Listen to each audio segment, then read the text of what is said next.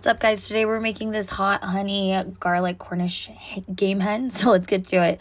So we're going to start by making our marinade, and we're going to take our hot honey, our gluten-free tamari, and then we're going to add our apple cider vinegar and our garlic, and then a ton of pepper, and you're just going to whisk all of that together until it's completely combined.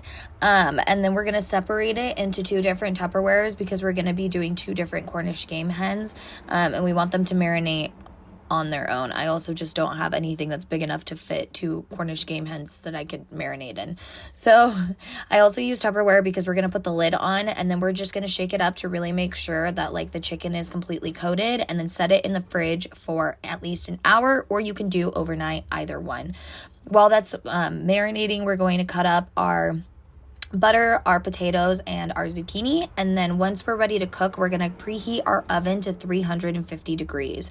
And so when we're ready, we're going to take foil, and then we're going to put our hen there, and then we're going to surround it with the vegetables, and then we're going to make it into like a little boat because we're going to put the sauce back in there. And then you're going to take your butter that you cut up into pieces, put it on top of the chicken, and then continue to like make it into a boat just so that none of those juices leak out.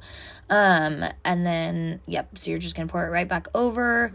This is nice too because it helps like with the veggies, like get a nice soft texture. And you will need to put another piece of foil over the top to completely wrap it up. And then you're just going to stick it in the oven for 55 minutes is how long I did on the middle rack, or at least until it hits 165, but you want to like measure every single time to make sure it's at 165. And then that's it. All right, time for the chicken. Bon appetit.